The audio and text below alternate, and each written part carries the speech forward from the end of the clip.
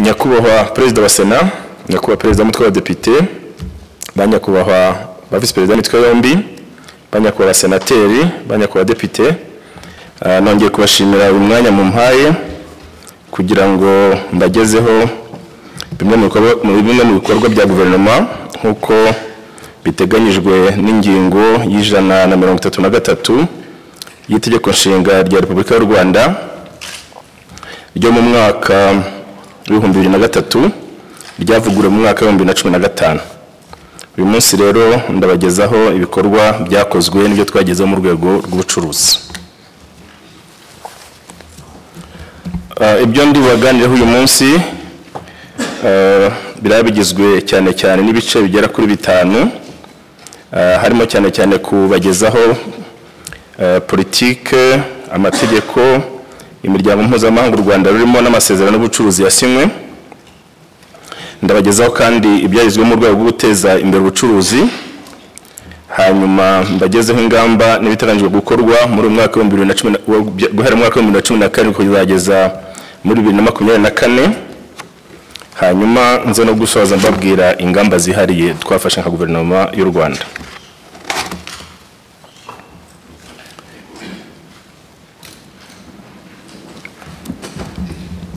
Muri rusange ubucuruzi turi buganireho ni ibice bibiri turi buvugeho. Hari ubucuruzi bw'ibintu, aribwo bucuruzi bw'ikomoka cyane cyane ku buhinzi n'inganda. Hanyuma turanavuga no ku bucuruzi bwa service, aribwo bucuruzi buri mu bwikorezi, tubona mu rwego rw'ubwikorezi, mu bukerarugendo, mu itumanaho n'ibindi. Ubwo bucuruzi kandi bwombi buruzuzanya kandi bwombi bukorerwa imbere mu gihugu, ibyo twita domestic trade ndetse no mu mahanga.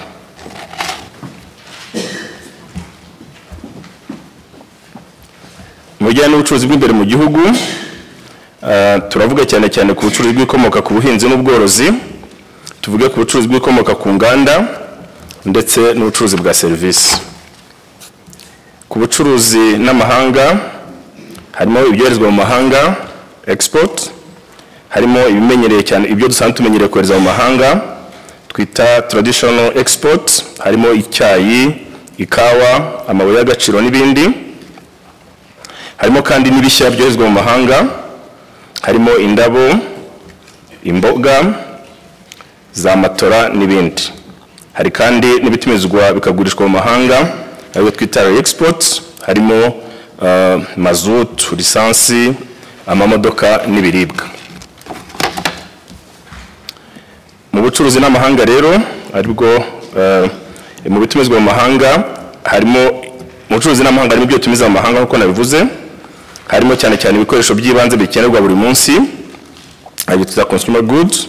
Harimo rero ibiribwa, ibinyobwa, imyambaro n'ibindi.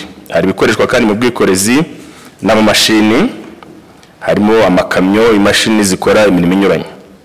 Hari ibikoreshwa mu bwubatsi n'inganda, harimo nka sima, za sima, ferabeto, ibyuma bikoreshwa twubaka. Hari kandi n'ibitanga ingufu twita energy products, bikomoka harimo cyane cyane bikomoka kuri peteroli. Mbere rero kuri politiki, amategeko, imiryango mpuzamahanga u Rwanda rurimo yagiye isinywa mu guteza imbere ubucuruzi. Zimwe muri izo ngamba cyangwa se politiki ni zikurikira. Hari politiki y'ubucuruzi twita trade policy yashyizwe mu mwaka wa 2010. Hari politiki yo guteza imbere ibikorerwa mu Rwanda, made in Rwanda policy, yashyizwe mu mwaka wa 2018. Hakaba politiki igamije kurengera umutungo bwite mu by'ubwenge, intellectual property policy, yashyizwe mu mwaka wa 2018. Hari kandi politiki yerekeye ihiganwa mu bucuruzi no kurengera abaguzi. Hakaba politiki y'ubukerarugendo. Izo ni zimwe mu z'ingenzi nabagezaho. Hanyuma hakaba kandi n'amategeko yaje yunganiriza politiki kugira ngo ashobore kuzishyira mu bikorwa. Haba navugamo muri yakurikira: hari itegeko rigenga amasosiyete y'ubucuruzi, hari itegeko rigenga ubucukuzi bw'amabuye y'agaciro na kariyeri, hari itegeko rigenga ubucuruzi bwa peteroli n'ibikomokaho, hari itegeko rigenga ihiganwa mu bucuruzi no kurengera abaguzi. Hanyuma kandi nyuma y'amategeko hari n'amasezerano mpuzamahanga yagiye asinywa n'u Rwanda mu rwego rwo gucuruzanya n'ibihugu duturanye cyangwa byo mu mahanga ya kure, hakaba rero hari u Rwanda mu 1996 rwarasinye amasezerano yo kwinjira mu muryango mpuzamahanga w'ubucuruzi. Muri 2004 twasinye u Rwanda rwasinye amasezerano yo kwinjira mu muryango w'ibihugu bya Afurika y'Iburasirazuba n'Amajyepfo COMESA. Muri 2007 nkuko mubizi u Rwanda rwasinye amasezerano yo kwinjira mu muryango w'ibihugu bya Afurika y'Iburasirazuba. Hanyuma muri 2015 u Rwanda rwasinye amasezerano yo kwinjira mu muryango w'ibihugu bya Afurika yo hagati. Kandi muri 2015 u Rwanda rwasinye amasezerano ahuza ibihugu bya East African Community COMESA na SADC yasinywe agamije gushyiraho ubuhahirane butagira umupaka. Mu mwaka wa 2016 u Rwanda rwasinye kandi amasezerano n'umuryango w'ibihugu by'Uburayi. Muri 2018 u Rwanda rwasinye amasezerano agamije kunoza ubuhahirane hagati y'ibihugu bya Afurika. Hari kandi kuba twakongera ko ishyirwa mu bikorwa y'amasezerano byatangajwe ku mugaragaro mu nama yo ku bihugu yabereye i Niamey muri Niger ku itariki ya 7 z'ukwezi kwa 7 kuturimo uyu mwaka. Aya masezerano akaba agamije mbere na mbere gushyiraho isoko rusange rya Afurika, horoshywa ubucuruzi bw'ibintu, hakoroshwa ubucuruzi bwa service, hakoroshwa urujya n'uruza rw'abashoramari n'ishoramari, hanyuma hagakurwaho kandi izindi mbogamizi z'ubucuruzi zitari amahoro cyangwa se imisoro. Munyemerero rero nabagezaho ibyagezeho mu rwego rwo guteza imbere ubucuruzi. Mu rwego rwo guteza imbere ubucuruzi bw'imbere mu gihugu, domestic trade, hari byinshi byagezweho mu rwego rwo kwagura no guteza imbere ubu bucuruzi. Ibipimo mpuzamahanga bitandukanye byerekana ko u Rwanda ruhagaze neza.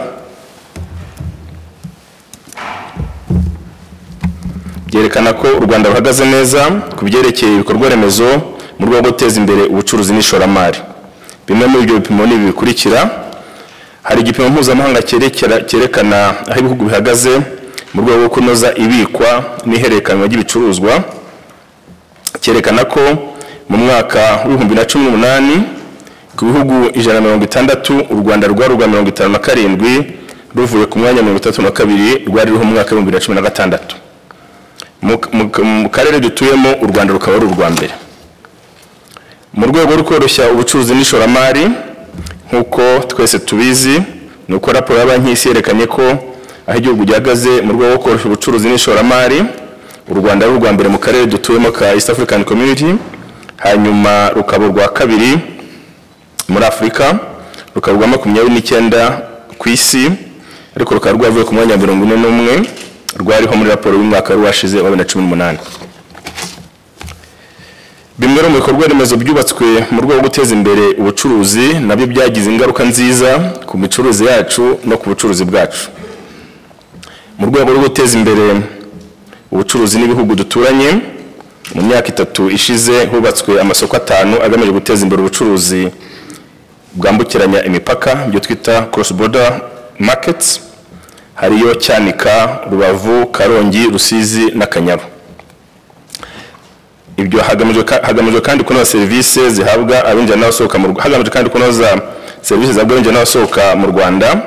Mu myaka 10 ishize hubatswe ibiro by'imipaka 6 bihureho n'ibihugu duhana imbibi, byo twita one stop border post.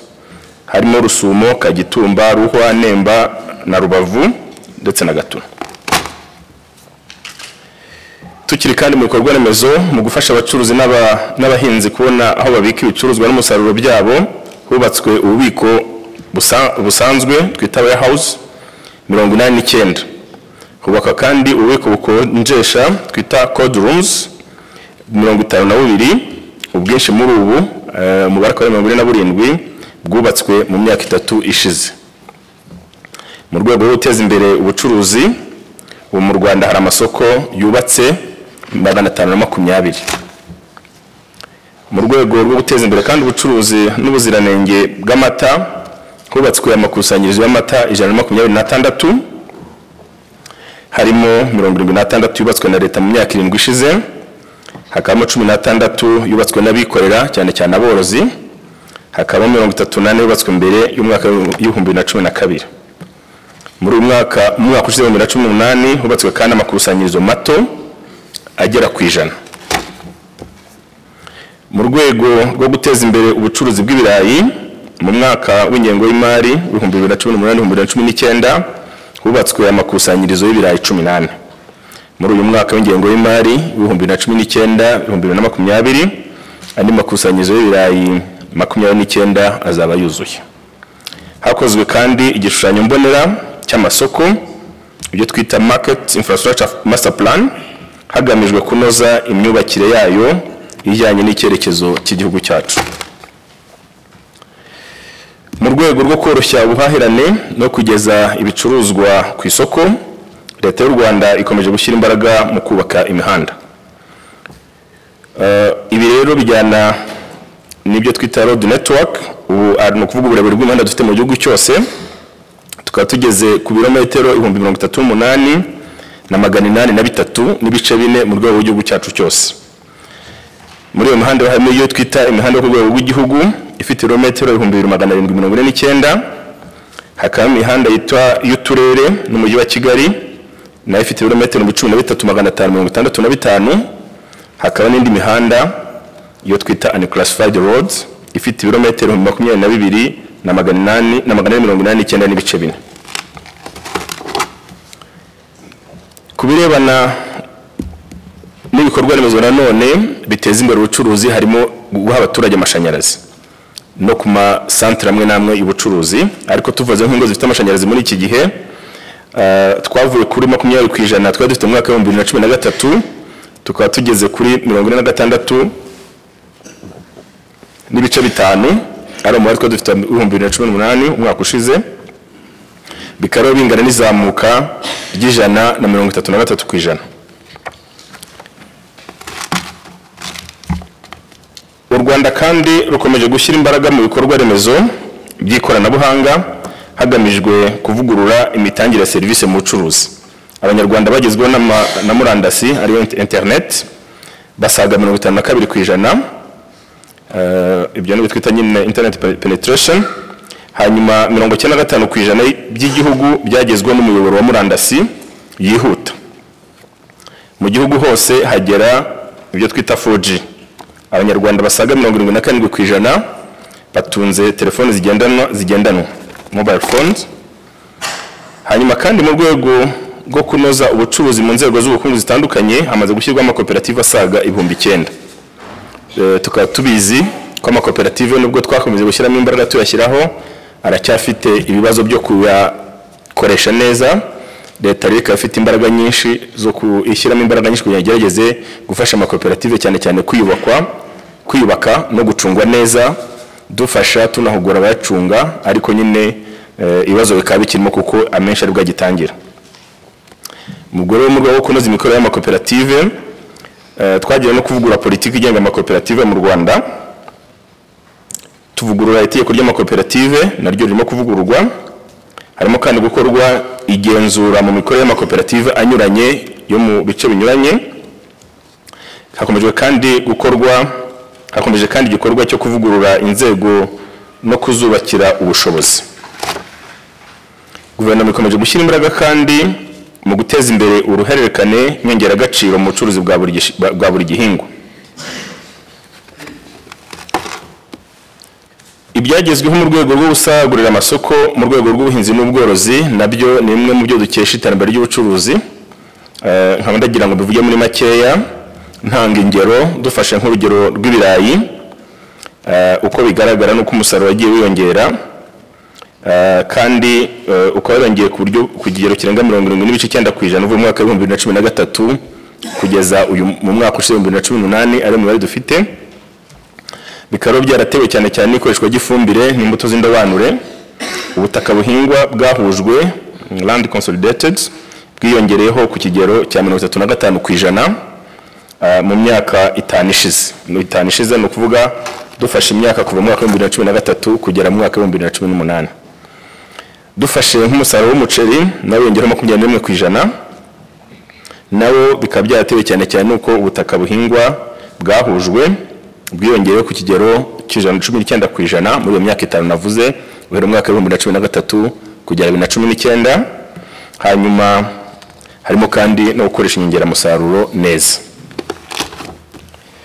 dufashe nk'urugero rw'umusaruro w'ibigori nawe wiyongereho 50% muri iyo myaka 5 mu 2013 kugera 2018. Ibyo nanone bikaba byatewe n'ikoreshwa ry'ifumbire n'imbuto z'indobanure z'ibigori. Ikindi kandi uko ubutaka buhingwa bwiyongereye ku kigero cya 41% muri iyo myaka 5. Dufashe nk'urugero rundi no rujyanye n'amata, nuko umukamo w'amata nawe wiyongereho 26% kubera ubworozi bwavuguruwe. Ibyo byose bikaba bigira ingaruka nziza ku bucuruzi bwacu bw'ibintu mu gihugu. Hanyuma kandi ngarutse ku bindi byagezwe mu rwego rwo kongera umusaruro, agaciro k'ibyacurujwe cyangwa se igicuruzo mu rwego rw'inganda na service, nuko mu mwaka wa 2018 ugereranyije na 2013 agaciro k'ibyacuruzwe byo twita total turnover mu nganda na service cyariyongereye ku kigero gishimishije kigiye ku 97%. Hanyuma ariko tushyizemo icyo tugahera nk'urwego rw'inganda, bigaragara ko mu mwaka wa 2018 ugereranyije na 2013 agaciro k'ibyacurujwe mu nganda kiyongereyeho ku kigero cya 76.5%, cyane cyane bikaba byaratewe nuko ibikorwa mu Rwanda mu nganda ibikorwa mu nganda manufacturing byiyongereye ku kigero c'100.3%. Hanyuma ubwubatsi bukiyongeraho ku kigero cya 84.3%. Mu rwego rwa service mu mwaka wa 2018 nanone tugereranyije na 2013 muri icyo gihe cy'imyaka 5 agaciro k'ibyagurishijwe muri service cyariyongereye ku kigero c'105%, cyane cyane nacyo bikaba byaratewe n'izi mpamvu zikurikira: hari ubucuruzi mu bwikorezi, hari ubucuruzi mu mahoteli bikiyongeraho 84.3%, hari ko byo gukangurira no kudandaza byo kuranguza no kudandaza byiyongeyeho 142%. Tugiye rero ku bijyanye n'ubucuruzi bw'imbere mu gihugu, harimo ibyo twari twise umutungo bwite mu by'ubwenge, nabyo guverinoma yakomeje kugenda ikangurira abafite ibihangano byabo kumva akamaro ko kwandikisha ibihangano byabo mu rwego rwo kubirinda. Imibare ngira ngo iragaragara aho trademarks zageze ku 9,582 ariko na patents zikagera kuri 899. Ku ishoramari nagira ngo tubabwire ko nanone hari tufashe ishoramari rusange cyangwa se ishoramari rivuye hanze, iyo twita foreign direct investments. Imibare nayo irivugira kubera ko mu mwaka wa 2018 ugereranyije na 2013 ishoramari turutse hanze ryongere ku kigero cya 18.6%, ariko ishoramari rusange ryazamutse ku kigero c'9.6%. Nagira ngo rumenye mbere icyo mvuga no ku bucuruzi mpuzamahanga. Ishusho ry'ubucuruzi mpuzamahanga ry'u Rwanda hagati y'umwaka wa 2013 n'2018, imibare tubona aha ngaha iratwereka iriya mibare iri muri miliyoni z'amadolari. Bigaragara ko dufashe icyuho rusange mu bucuruzi gituruka mu byo twita formal trade, n'ubucuruzi bwanditse bunyane no kuvuga informal. Kuri informal trade byo twise cross border trade, aho ahubwo turasagura tugira umurengera niba ko twabyita mu Kinyarwanda wa hafi uruka tugeze kuri hafi miliyoni 105 z'amadolari, ariko abihuza na formal trade tukagira deficit ya hafi 1.6 miliyari. Hanyuma inkomoko y'icyo cyuho nayo twagiye icyo tuvuga muri makeya nkuko bigaragara, nuko mu bucuruzi bwa service cyatewe cyane n'ubwikorezi bw'ibintu ku butaka, amakamyo hanze akodeshwa kuri ibicuruzwa hanze ku byambu bya Mombasa na Dar es Salaam, ariko hari n'ubwikorezi bw'ibintu mu nyanja, service z'amato akodeshwa, hari ubwikorezi bw'ibintu mu kirere, hanyuma twajya mu bucuruzi noneho bw'ibintu nuko icyo hani gituruka ku itumizwa mu mahanga ry'ibikoresho bikoreshwa mu nganda ubwubatsi n'ibiribwa mu ngo ariko iyo cyuho kikaba kigaragara hani cyane ku bucuruzi bw'ibintu ngira ngo imibare nayo iragaragara ariko tuvuze nawe nkagira ngo bari impungenge ko iyo tuvuze icyuho ahangaha giterwa no kuvuga ngo hari ibitumizo bikoreshwa mu nganda ntabwo ari cyo kivuze igihombo kuko iyo bikoreshwa mu nganda birongera bikagira ingaruka nziza kuri GDP yacu mu minsi ikurikiyeho. Hanyuma ingarutse kuri kubyo navuga bijyanye na resi byoherezwa mu mahanga, hari ibimenyerewe koherezwa mu mahanga byo twita traditional exports, ibyinshi ni ikawa, icyayi, ibireti, impu n'amabuye y'agaciro. Hanyuma non traditional export harimo ibyuma cyane cyane ibyo kubaka bikoreshwa mu bwubatsi, hanyuma harimo imyenda, harimo za matora zo kuraraho, harimo indabo, harimo imboga n'ibinyabijumba, harimo n'amafu. Hanyuma ariko n'ibyo navuze twita export, harimo ibikomoka kuri peteroli, imashini na za moteri ndetse n'amamodoka. Hanyuma hari n'igikorwa cyo kwagura ibyoherezwa mu mahanga twita diversification, kuba byarabaye byinshi byariyongeye muri liste bikaba byatanga isura yuko ibyari bisanzwe byoherezwa hanze byagabanyutse mu gipimo ku ijana, ariko bitavuze ko byagabanyutse muri volume zabyo. Iyi shusho rero cyerekana nuko mu mwaka wa 2013 traditional export zari zifite 62% arizo zinavuze haruguru, ikawa, icyayi n'ibindi bijyana nabyo. Hanyuma ibyari ibishya byari bifite 14%, hanyuma ra export ifite 24%, ariko twagize mu mwaka wa 2018 ibi bishyashya yamaze gufata 36%. Nkagira nongere sobanure ko nyine bitavuze ko ubwinshi bwabyo bwagabanyutse, ahubwo ni umugabane wabyo ku ijana w'ibijya hanze byose. Ibyo rero nabivuze ko tugeranyije nuko ibishya byoherezwa mu mahanga byavuye kuri 14% muri 2013 bigera kuri 36%. Hanyuma nyine ibyari bisanzwe bimenyerewe koherezwa hanze byo biva kuri 62%, ahubwo bigabanyirizwa uruhare byagabanyutse ku ruhare bigera 31%. Tugiye rero kureba nanone muri ibyo byoherezwa hanze, ukareba uko byanganaga mu gaciro, turavuga mu gaciro natuvuga ingano yabyo, bigaragara ko agaciro k'ibyoherezwa mu mahanga kakomeje kwiyongera ku kigero cya 63.8%. Bikaba byaratewe nuko ibyo bishya twongeye ku byo tujyana hanze byazamutse nyine kugero hafi cya 337%. Hanyuma kuva uhereye mu mwaka wa 2013 kugera mu mwaka wa 2018 ibitumizwa bikagurishwa mu mahanga byo byazamutse kugera hafi cy'ijana 40%. Hanyuma ibyari bisanzwe bimenyereye nyine nkuko twavuze bikaba byaragabanyutse ku kigero cya 12.2%, ariko ngaho again ni mu mafaranga ni mu gaciro, ntabwo ari mu ngano yabyo.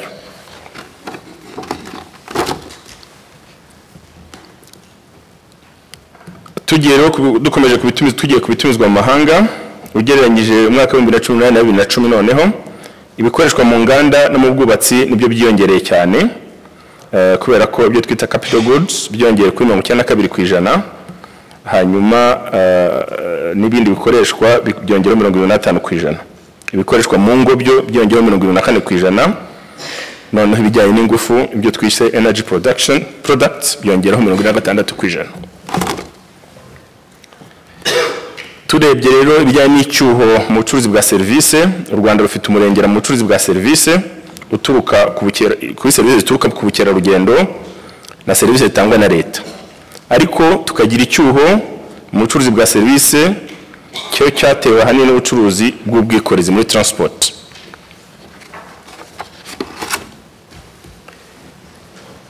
Inkomoko y'icyo cyuho mu bwikorezi nuko ugereranyije umwaka wa 2018 na 2013 mu murengera dufite mu bwikorezi bw'abantu, dufite umurengera mu bwikorezi bw'abantu mu kirere ya passenger transport, ariko tukagira icyuho mu bwikorezi ahandi cyatewe hanini n'ubwikorezi bw'ibicuruzwa ku butaka, ubwikorezi bw'ibicuruzwa mu nyanja n'ubwikorezi bw'ibicuruzwa kubyikorera mu kirere.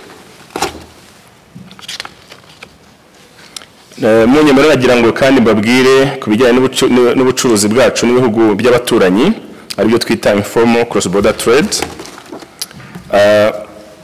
Nkuko mubibona u Rwanda rwagize umurengera ku bijyanye n'ubucuruzi butanditse informal cross border trade ingana hafi nabivuze mu kanya n'amadolari miliyoni 105 mu mwaka wa 2018, ariko ibyoherejwe mu mahanga bigizwe ahanini cyane cyane bikomoka ku buhinzi. Ibyoherejwe muri ibyo bihugu nyine duturanye bikaba byinshi byarakomoka ku buhinzi. Ngarutse rero noneho kuri ku bucuruzi n'ibihugu duturanye byo mu karere ariko bwanditse formal trade na mu karere ka East African Community, nagira ngo naho tubagezeho imibare uko ihagaze. Nuko ubucuruzi n'ibihugu bya East African Community bufite 17.6% bw'ibyo u Rwanda rwohereza mu mahanga byose. Hanyuma u Rwanda rwohereza muri ako karere nyine dutuyemo ibigizwe hanini n'imboga, impu, amata, imodoka zakoreshejwe kenshi ndetse n'ikawa. Hanini kandi n'ibyo u Rwanda rukura mu karere bigizwe hanini n'umuceri, ubunyobwa, imbuto n'imboga.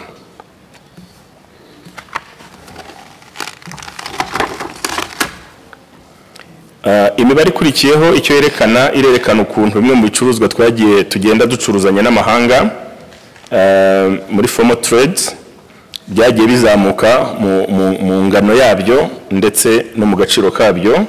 Aha rero twavuga dufashe nk'ikawa uko bigaragara, tukagereranya umwaka wa 2017 na 2018 n'urugero kugira ngo twerekane uko ibintu byagiye bigenda bikura cyangwa bitera imbere.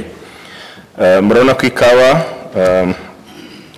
yiyongereye mu gaciro no mu ngano iriyongera, ariko nyine iyo ugiye mu bare neza baza gusanga ko wenda ingano itiyongeye kimwe n'agaciro kiyongeye gato bitewe n'ibiciro mpuzamahanga. Ibyo nabyo ibyo nasobanuye ko rimwe na rimwe bidasobanuye ko ibyo dusarura byagabanyutse ahubwo igiciro tubiha uko akenshi tubara mu mafaranga. Murabona imibare yerekana icyayi, kerekana amabuye y'agaciro n'ibindi byose byoherezwa mu mahanga muri rusange yagiye yiyongera, n'ubwo wenda hari ibiciro mpuzamahanga byadufataga ntitubone umusaruro muri value nkuko twakabaye tutegereje. Nkomeje kandi rero nyine muri ibyo by'ubucuruzi mpuzamahanga agaciro kugezwa mu mahanga nabivuze ko kagiye kiyongera mu kigero rusange kiyongereho 5.5% mu gihe umusaruro yongereho ku kigero cya 17%. Kuba rero nari maze kwivuga izamuka atari nini cyane mu gaciro byaturutse kwigabanyuka ry'ibiciro by'icyayi, kuko muri icyo gihe byagabanyutseho 8.8%, hanyuma icyiciro cya kawa cyo kigabanyukaho 4.8% nacyo ku isoko mpuzamahanga. Agaciro k'ibitumiza mu mahanga kandi ko kiyongereho ku kigero cya 9.5%, hanyuma mu gihe ingano yabyo yongereho ku bice 10.6%.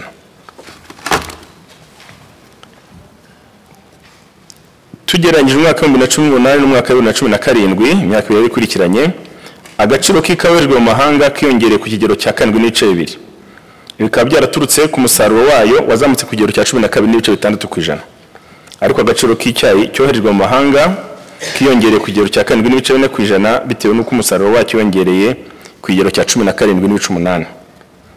Agaciro k'amabuye y'agaciro yoherezwa mu mahanga nako kiyongereye ku kigero cya 13.8% bitewe n'uko igiciro cyayo ku isoko mpuzamahanga cyazamutse ku kigero cya 18.4%. Nagira ngo yenda mbabwira none muri makeya abanyakwa muteraniye hano aho ibicuruzwa byacu abo ducuruzanya. Ibyo u Rwanda rwohereza mu mahanga ahanini tubaze mu mwaka wa 2018 u Rwanda rwohereje ibicuruzwa byarwo muri Aziya y'Uburasirazuba, muri East African Community, mu Burayi ndetse no muri Congo. Hanyuma ibyo kandi utumiza hanze nabyo byinshi u Rwanda rwatumije ibicuruzwa muri Aziya, East African Community ni Burayi.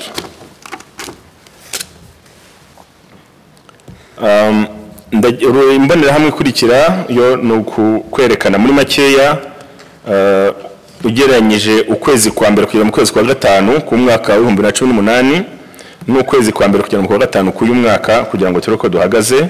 Imibare bwayo irivugira, ndumva nta kintu nayirenzaho, imibare iragaragara. Ariko icyo navuga nuko kubijyanye n'ubucuruzi n'amahanga muri uyu mwaka wa 2019 duhere mu kwezi kwa mbere kugera mu kwezi kwa gatanu, amafaranga aturuka mu kohereza ibintu mu mahanga yiyongereye ku kigereranyo cya 12.8% ugereranyije na Mutarama, ugereranyije n'icyo gihe cyo cyariho cy'umwaka ushize 2018. Ubwo dufasha amezi 5 umwaka ushize n'amezi 5 ubu ngubu akaba tugereranya, tugasanga rero ko ayo mafaranga aturuka ku byozwa mu mahanga yiyongereye. Hanyuma ibitumizwa mu mahanga nabyo byarazamutse ku kigero cya 16%. Ahanini bikaba byaraturutse ku bikoresho by'ubwubatsi, imashini n'ibikoresho byazo, n'ibikoresho nkenerwa bya buri munsi, ndetse birimo n'imiti yazamutseho 33.3%. Icyuho rero cyagabanyutse ku kigero cya 34%, trade deficit ubwo ndavuga yagabanyutse 34.8% mu ngano, bitewe nuko ingano y'ibyo twejeje mu mahanga iruta ibyo twatumije muri ayo mezi 5 y'uyu mwaka. Hanyuma turebye ku bijyanye n'ubucuruzi na East African Community muri formal trade, nabyo imibare iragaragara, ariko nkaba navuga ko mu bucuruzi na East African Community hajemo icyuho cyagabanyutseho 47.1%. Bikaba byaratewe nuko ibyo u Rwanda rwohereje muri ako karere byiyongereye ku kigero cya hafi $146 n'ibice 2%, mu gihe ibyo u Rwanda rwatumije muri ako karere byagabanyutse ku kigero cya 5.9%. Hari kandi byagezweho muri gahunda ya guverinoma yo guteza imbere ibikorerwa mu Rwanda. Nk'uko bigaragara, hari bijyanye no gukora imyenda, hari bijyanye no gukora ibyuma, hari bijyanye no gukora za matela, hari indabo, hari imboga, hari ndetse n'amafu. Mu mwaka wa 2018 rero ugereranyije n'umwaka wa 2016, bimwe mu byoherezwa mu mahanga byariyongereye, ahani byatewe n'ishyirwa mu bikorwa rya politike y'ibikorerwa mu Rwanda nyine twese tuzi nka Made in Rwanda policy. Turebye uruhare rw'ubucuruzi ugereranyije na GDP yacu muri rusange kuva mu mwaka wa 2010 kugera mu 2018, ingano y'ubucuruzi tugereranyije n'umusaruro mbumbe, ibyo twita value of trade to GDP, igenda yiyongera. Ibiro bivuze ko ubucuruzi bugenda burushaho kugira uruhare runini mu bukungu bw'igihugu cyacu. Mu mwaka wa 2016 ubucuruzi n'amahanga bwagabanutse cyane bitewe n'igabanyuka ry'ibiciro ku isoko mpuzamahanga. Ariko guhera mu mwaka wa 2017 ubucuruzi bwongeye kugenda buzamuka. Nyakubahwa Perezida wa Sena, Nyakubahwa Perezida w'umutwe w'abadepite, banyakubahwa ba Vice Perezida b'imitwe yombi, banyakubahwa abasenateri, banyakubahwa abadepite, nagira mu nyomberere mbagezeho ingamba n'ibiteganyijwe gukorwa, ndetse bikaba byaratangiye mu mwaka wa 2017 muri porogaramu y'igihugu y'iterambere y'imyaka 7. Zimwe rero mu ngamba ziteganyijwe gukorwa harimo kuvugura politiki, amategeko n'amabwiriza hagamijwe kurushaho kunoza ubucuruzi bw'imbere ndetse n'ingamba zo guteza imbere ubucuruzi bwambukiranya imipaka. Harimo kongera ubwinshi bw'ibyoherezwa mu mahanga, hakamo gukangurira abikorera gushora imari yabo mu musaruro nyongeragaciro value addition n'ibicuruzwa byoherezwa ku isoko mpuzamahanga. Harimo kandi gukomeza ubukangurambaga ku bikorerwa iwacu no kumenyekanisha ku masoko mpuzamahanga dufatanyije n'abikorera. Hari kandi gushyiraho ingamba zirebana n'ubucuruzi bwa serivisi, hari gushyiraho ibarurishamibare rihamye rigaragaza ubucuruzi bw'imbere mu gihugu haba mu bucuruzi bw'ibintu cyangwa se bwa serivisi. Ku bufatanye n'abikorera hateganyijwe kubaka ibyanya by'ububiko muri Rubavu na Rusizi mu rwego rwo gukomeza kwihutisha no gukora ubucuruzi bw'umwuga. Hari kandi gukomeza gushishikariza abahinzi n'aborozi kwibumbira mu makoperative abafasha kujyana umusaruro wabo ku masoko ndetse no kubahuza n'isoko. Hari ugufasha abahinzi n'aborozi kubona ibikoresho bibafasha gutunganya umusaruro wabo bijyanye n'ibisabwa ku isoko, ndetse bikaba twarabitangiye muri uyu mwaka w'ingengo y'imari twatangiye mu kwezi kwa karindwi. Hari kandi gukomeza gushishikariza abikorera gushora imari mu nganda zitunganya umusaruro w'ibikomoka ku buhinzi n'ubworozi hagamijwe kongera no kunoza umusaruro ujya ku isoko. Gukomeza kunoza uburyo bwo guhugura abahinzi kubara igiciro fatizo cy'umuhinzi mworozi hitabwa ku gishoro akoresheje n'inyungu akwiye kubona, bikazamufasha kugurisha adahenzwe kandi agateza imbere ubuhinzi bwe. Kubirebana n'ubwanikiro n'ubuhunikiro mu rwego rw'ubuhinzi, mu ngengo y'imari y'ibihumbi 2019-2020 Leta y'u Rwanda yateganyije ibikurikira: hari kubaka nibura ubwanikiro 700 mu turere dutandukanye tw'igihugu, hari kugura imashini zumisha zimurwa ibyo twita mobile dryers 10, hari no kubaka ubuhunikiro buhagije. Ibi bikaba bizatuma umusaruro wacu ugira agaciro, kubera ko hari igihe twahombaga umusaruro bitewe n'uko ibikorwa bya nyuma gusarura bitakozwe neza. Hari ukongera kandi imbaraga mu gutanga amakuru ku bisabwa ku masoko mpuzamahanga. Hari kunoza gahunda yo gufata neza no gusana amasoko. Hazongerwa kandi imbaraga mu kigo cy'igihugu gishinzwe ubugenzuzi n'ubuziranenge, ihiganwa mu bucuruzi no kurengera umuguzi. Hakazavugwa politiki y'ubucuruzi, politiki y'ihiganwa no kurengera abaguzi, politiki iteza imbere ubucuruzi bwambukiranya imipaka na politiki y'ibicuruzwa byoherezwa mu mahanga. Ikindi cyaje gukorwa muri iki gihe turimo nuko tuzashyiraho politiki igenga ubucuruzi bw'uruhererekane, kandi hakazaba ku bufatanye na Banki y'Isi n'Abanyafurika Itsura Amajyambere. Hakaba hateganyijwe kubakwa andi masoko 4 ku mipaka ya Rusumo, Kagitumba, Nyamasheke ndetse na Bugarama. Hazemezwa amasezerano yose u Rwanda rwasinye mu bijyanye no guteza imbere ubucuruzi. Hazashyirwaho kandi ibigo centers bizafasha abanyeshuri gukora ubuvumbuzi buciriritse cyangwa bw'inyongera buteza imbere inganda n'ubucuruzi. Nyakubahwa Perezida wa Sena, Nyakubahwa Perezida w'Umutwe w'Abadepite, Banyakubahwa ba Visi Perezida w'Imitwe yombi, Banyakubahwa Senateri, Banyakubahwa Depite, nagira ngo twongere tubashimire nka guverinoma, Inteko Ishinga Amategeko Imitwe yombi ku ruhare rwanyu mugira mu gukurikirana no gutanga inama zigamije kunoza ishyirwa mu bikorwa bya gahunda zitandukanye za guverinoma, by'umwihariko ibigenda biteza imbere ubucuruzi n'ubuhahirane n'amahanga. Turashimira kandi ibitekerezo muza kuduha uyu munsi, kandi twaba twiteguye kwakira ibibazo ahakenewe ibisobanuro ku buryo kuri iki kiganiro tumaze kubagezaho. Ndabashimiye, murakoze.